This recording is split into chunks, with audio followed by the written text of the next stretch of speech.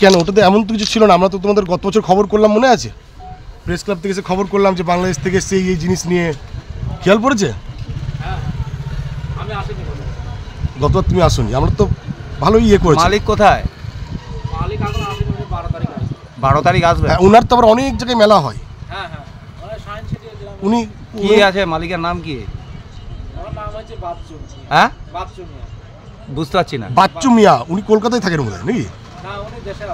দেশে ওনার ইন্ডিয়াতে প্রচুর ইয়ে আছে না, স্টল এরকম ধরনের করে। বাচ্চু মিয়া মেন ম্যানেজার কি এনাদের?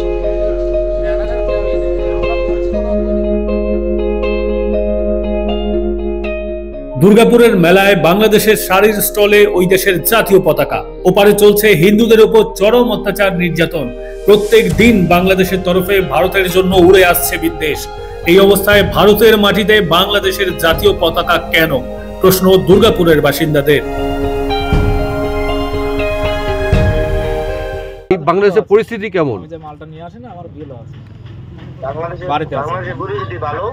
ভালো। তাহলে হিন্দুদের উপর অত্যাচার হচ্ছে তো?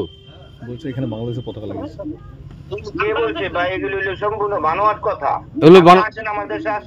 আচ্ছা, আর এখানে বাংলাদেশের পতাকা লাগানোর জন্য কে বলেছিল? আপনি বলেছিলেন যে বাংলাদেশের পতাকা লাগাতে? না। একই প্রশ্ন তুলেছেন বর্ধমান পশ্চিমের বিজেপি বিধায়ক লক্ষণ চন্দ্র ঘড়ুই।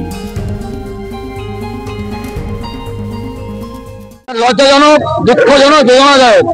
যেখানে বাংলাদেশের হিন্দুরা অত্যাচারিত, লাঞ্ছিত, অপমানিত, চিন্ময় প্রভু গ্রেপ্তার করেছে, ওখানে আন্দোলন চলছে, মা বোনের ধর্ষণা হচ্ছে, ওখানে খুন হচ্ছে, লুট চলছে, হামলা চলছে, সেখানে দাঁড়িয়ে দুর্গাপুর উৎসব মেলা কমিটির নাম করে যারা যে স্টল লাগিয়েছেন, সেখানে বাংলাদেশি, এখানে যে মুসলিম কি করে ঝান্ডা লাগিয়ে দোকান করছে, কি করে ঝান্ডা লাগিয়ে ব্যবসা করছে, কাপড়ের দোকান। আমি মেলা কমিটিকে বলবো, চেয়ারম্যানকে বলবো, মেয়রকে বলবো, নয়ন চক্রবর্তী বলবো, অধিবাবুকে বলবো, অধিবাবু আর কত নিচে নামবেন? যে ভারতবর্ষের জাতীয় পতাকাকে অপমান করেছে, প্রজ্বলিত করেছে, অপমান করেছে, সেখানে দাঁড়িয়ে একজন বাংলাদেশি সে কাপড়ের দোকানে ঝান্ডা লাগিয়ে, বাংলাদেশে ঝান্ডা লাগিয়ে ব্যবসা করছে, তারও বসে আছেন। কবে গ্রেপ্তার করবেন? কি ব্যবস্থা গ্রহণ করেছেন? আমরা কিন্তু পরিষ্কার সাবধান করতে চাই, ইমিডিয়েট ব্যবস্থা গ্রহণ করুন। পুলিশকে বলবো, নাহলে কিন্তু বিজেপি চুপ করে থাকবে না, হিন্দু সমাজ চুপ করে থাকবে না। ওই মেলা কমিটিকে বয়কট করবে, ওই মেলা কমিটি গিয়ে অবস্থান করবে, বিক্ষোভ করবে, আর তার দায় আপনাকে নিতে হবে, প্রদীপকে নিতে হবে, মেয়রকে নিতে হবে, এডিকে নিতে হবে। তাই পরিষ্কার বলছি, ইমিডিয়েট ওই দোকানদারকে উচ্ছেদ করুন, আমরা কিন্তু আন্দোলন বাধ্য হবো, আর দায় আমাদের থাকবে। পতাকা বিতর্কে তোলপাড় শহর দুর্গাপুর। ওই দোকানের উপরে জ্বলজ্বল করছিল বাংলাদেশের জাতীয় পতাকা। চাপে পড়ে অবশ্য সেই পতাকা সম্বলিত ব্যানার খুলে ফেলেছেন ব্যবসায়ীরা। বাংলাদেশের সংখ্যালঘু হিন্দুদের উপর অত্যাচার অব্যাহত। প্রত্যেক দিন তাদের মন্দিরে ভাঙচুর চলছে। এই অবস্থায় দেশের মানুষ, সরকার সবাই একজোট। তখন দুর্গাপুর উৎসবের স্টলে বাংলাদেশের শাড়ির দোকানের উপরে কেন জ্বলজ্বল করছে বাংলাদেশের জাতীয় পতাকা? মেলা কমিটির তরফে অবশ্য প্রতিক্রিয়া মেলেনি।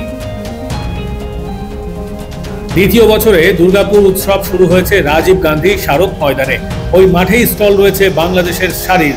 স্টল মালিকের দাবি, তিনি বাংলাদেশের নারায়ণগঞ্জ থেকে এই মেলায় এসেছেন।